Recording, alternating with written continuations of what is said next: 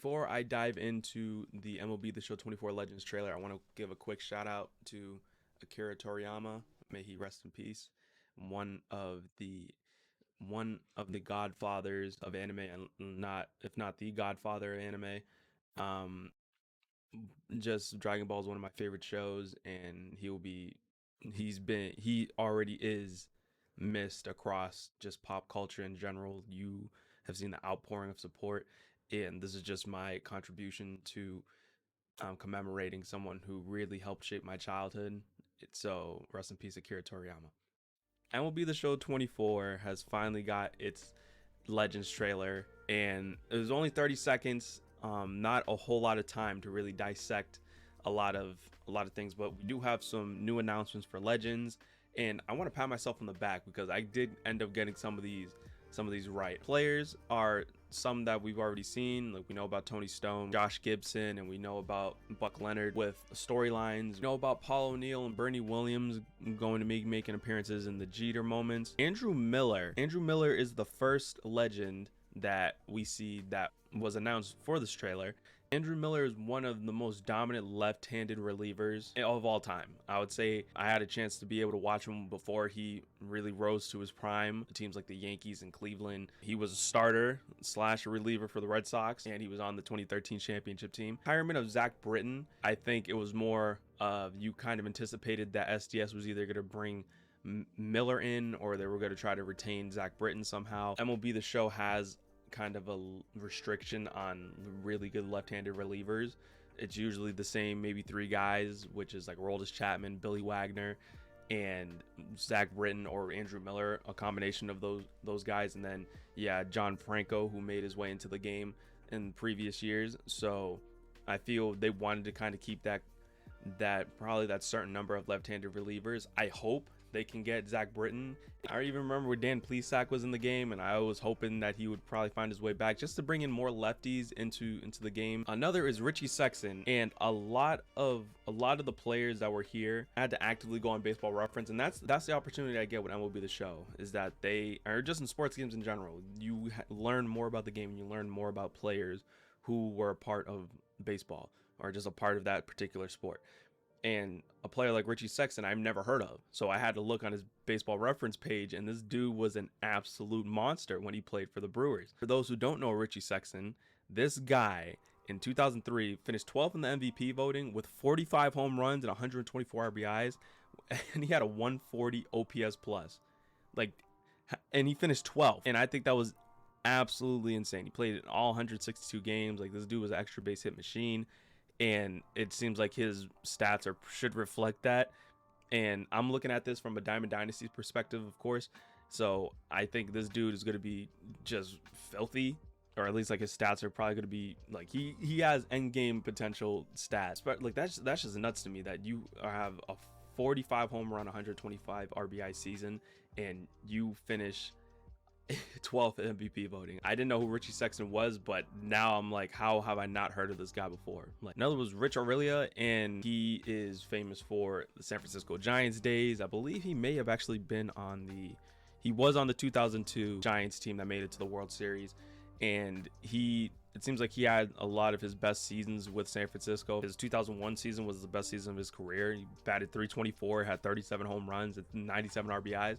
And I'm reading off, like, seeing players that are more synonymous with just one team is awesome. And I don't think we always need like that heavy hitter Ichiro and A-Rod.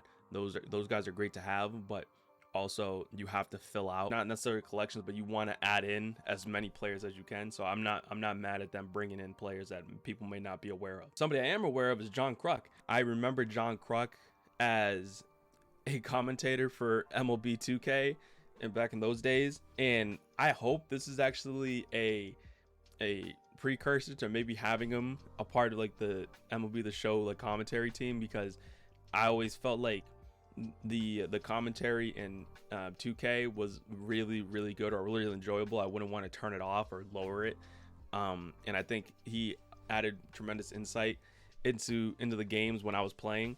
And that's just cool to see him back in. Like, as a player, he's synonymous with Philadelphia. Philly fans are going to be in an absolute uproar in a good way. Yeah, like even if his cards aren't going to be like the best, not every card or not every player that finds their way into MLB The Show needs to be a 99 overall or whatever may have you. All right, the big one, I would say one of the two big ones I would say is Johan Santana. I think he could very well rival like Randy Johnson and like Clayton Kershaw and some of those others, and even John Donaldson, excuse me, being one of the best lefties in the game, or just maybe one of the best pitchers overall in the game. And yeah, and I think that's one of those players that people were clamoring for a long time, and the fact that he's making his way into the game, I think it's gonna be fantastic.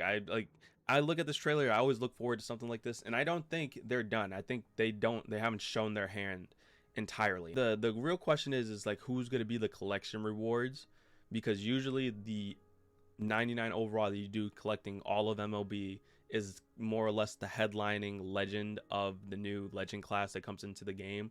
Like last year you had Derek Jeter, and I believe the year before that Gary Sheffield made his way into the game. He was behind I believe the National League collection, or he might even have been the Endgame collection. I'm not entirely sure. I know Randy Johnson was the Endgame collection, I believe, for 22. Rafael Palmeiro, he's another one. From this trailer, it's a lot of first basemen and corner outfielders, but a lot of guys with power. Palmeiro, he was part of the steroid era, and this dude had many 30 plus home run seasons, and having him in the game, I can imagine that it's going to make a lot of Orioles fans and a lot of Rangers fans pretty happy. Adrian Beltre is the second one I wanted to address when it came to the heavy hitters. We kind of anticipated that Adrian Beltre was going to make his way into the game, going into the Hall of Fame this year, and obviously being in the promotional material for the cover athlete reveal of Vladdy Jr. Something I would want everybody to understand: for the pre-order packs, if you're going to be ending up pre-ordering like the digital deluxe version of the game, you're going to have the opportunity to at least play with one of these new legends just right off the bat, because that's usually how they go about it. SDS, in the case when the new games come out, they give out those pre-order packs so you can get your hands on one of the legends for day one, especially them going back. And I feel a lot of these players are going to get a lot of runtime and a lot of burn on a lot of teams. So hopefully with the reintroduction of the power creep, it kind of sheds more of a light on those players that get like lower overalls. And just the first few weeks of the game, whenever everybody's starting back from square one, is always just a fun time. But being able to pick either somebody like Adrian Beltre or Johan Santana or Rafael Palmeiro, and like just others like Tony Oliva. I don't even think I mentioned Tony Oliva. He's going to be in the game. One of the best players in Twins history. He played alongside Rod Carew for a majority of his career. Great that they were more or less, what I learned from the trailer is that they really tried to diversify like the eras they were bringing guys in. They brought some players from the steroid era. They brought a couple players from more or less the modern era, like Adrian Beltre, and just players that like most of us may remember watching in real time.